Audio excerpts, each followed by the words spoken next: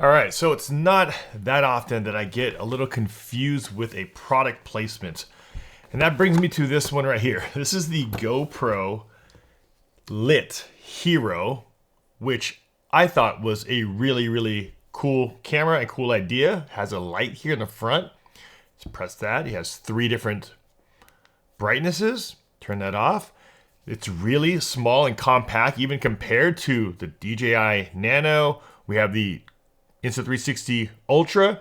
So I was putting them up against these cameras here, mainly because these are the smallest kind of compact cameras, as well as a Go 3S from Insta360. But after using it, I can definitely tell you there is a ton of downsides to this camera, especially for the price, coming in at upper 200s.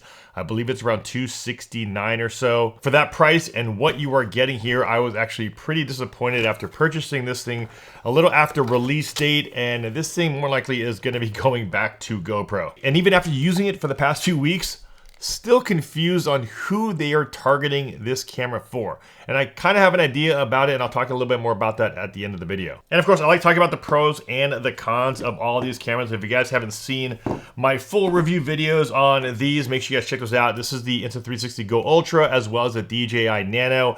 These are very small, compact cameras that you're able to take out of their pods, as well as their multifunctional module, and have these as pretty much on the go, small compact cameras. And that's kind of why I thought this was really cool. You have a really small form factor, but you also have a back screen on it, so you can see all of the video that you are shooting, where here you have to actually attach them to another device. So being more, I would say, an all-in-one camera, that was definitely a positive. Also, another positive, we have the quick release, the GoPro quick release here, which has the feet, so you can use them on all of your action camera mounts. It has a 1/4-20 right there at the very bottom, and it also has the GoPro quick release option. So if you have the Max 2, if you have the GoPro Hero 13 right here, you have that quick release at the bottom.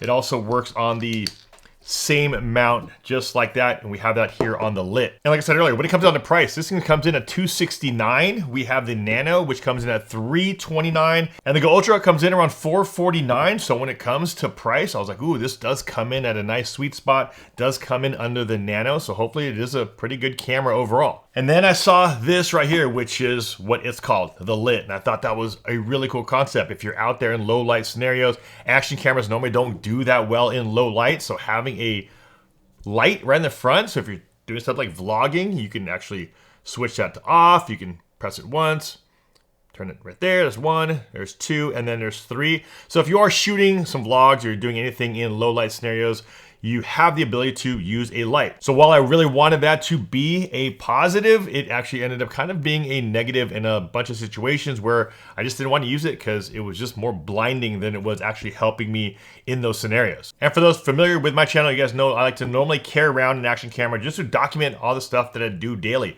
Whether it's behind the scenes of what I'm shooting, whether it's getting a POV shot, whether it's out there with my kids, school functions, sports, I will normally always have some sort of action camera on me, because for me, I like having a camera like these as a separate camera and not always use my mobile phone. And those were some of the things I kind of liked about the GoPro LIT. Like I said, the size, the mounting, the light, everything is, even though it's still kind of bright, still kind of cool to have. Now, when it comes down to the shortcomings of this camera, there is a bunch of them. And the first thing we will talk about, like I said, being 2025 with action cameras, there's so many on the market now.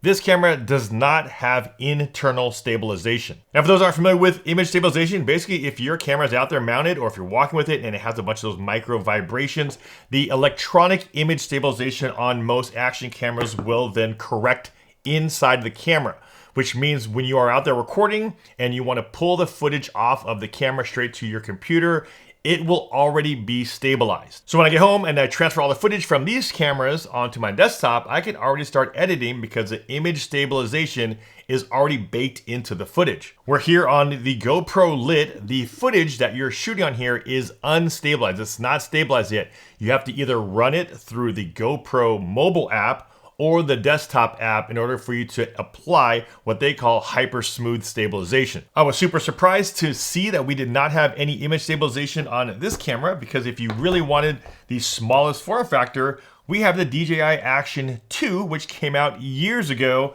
We're already on the DJI Action 5. This is the Action 2. This one has built-in image stabilization and it has a screen on the back. So if you were just looking at the smallest form factor, then you can pretty much go with something like this because it also has a screen. These are actually super small too.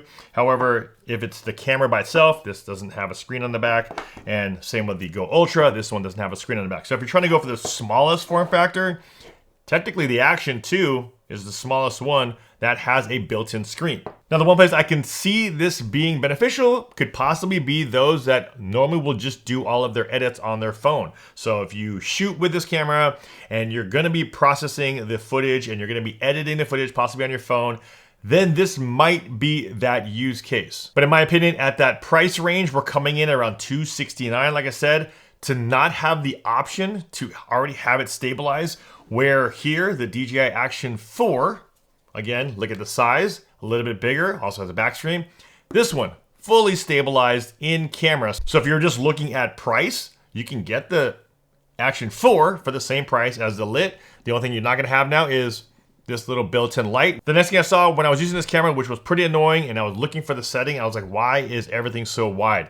This thing shoots at a super wide field of view, which is great if you're just using it for action, if you want to mount it on something, if you want that widest field of view. Those scenarios might work out well. However, if you're going to use it for vlogging, you don't always want this really warped field of view. If you're just using it close proximity for shooting people, you don't always want that super wide field of view. Now, in order for you to look at what resolution you're shooting at, which is pretty much only 4K 30 frames a second, you just have to press that video button at the very bottom. Again, it doesn't show you on screen what resolution you're shooting at.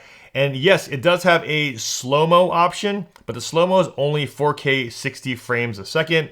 Again, you would probably think a slow-mo would give you maybe 100, 120 frames a second, but the slow-mo on this one, you only get 4K 60 frames a second. Now, having GoPros for the longest time, you're so used to having a bunch of options on here, whether they might be shooting options. So if you want to use your GoPro, like a lot of people use it for photography, the one thing that is nice about GoPro is that they do have a bunch of like photo, long exposure, low light types of photography options.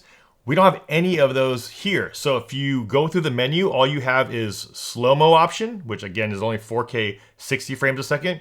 You have video, which is the 4K 30.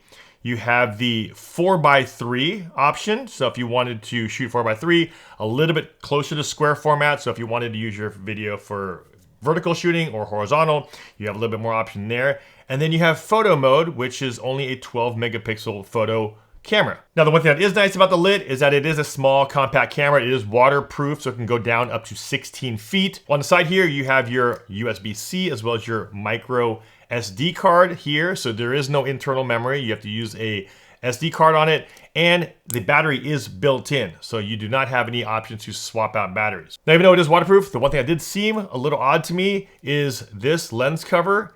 It is actually off-centered, like it's not perfectly on there. And when you want to take it off, all you have to do is twist it, which is cool that it's easy to twist off, but sometimes I think it's almost too easy to come off because that's what the camera looks like without it. And then if you want to put it on, you just kind of twist it just like this. And again, when it goes on, it looks like it's not that straight. However, when it comes down to low light, we have a really small 1/2.8 inch CMOS sensor on this camera. So low light scenarios, this thing definitely does struggle, hence why you might want to turn that light on. Again, who is this camera for? I'd probably say it's for the person that just wants to shoot with something other than their cell phone in bright daylight, and they do a lot of their editing from their phone and not have to worry about having that exported back out for you to use on something like your desktop. And at that price, being $269 with so many limited options on here, I just don't feel like it's that worth it. Maybe if it came in at $99,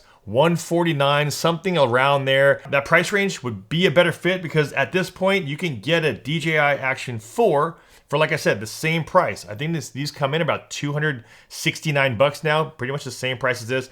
And you're gonna get a full suite of, I would say, a little bit more professional options on this camera, where here you are just stripped down on the Hero Lit. And there it is, guys. Hopefully you guys got some value from this video. Links to all these products will be down below in the video description. This is Ultra Anastacio with FlytPath.com. I'll see you guys in the next one. Take care.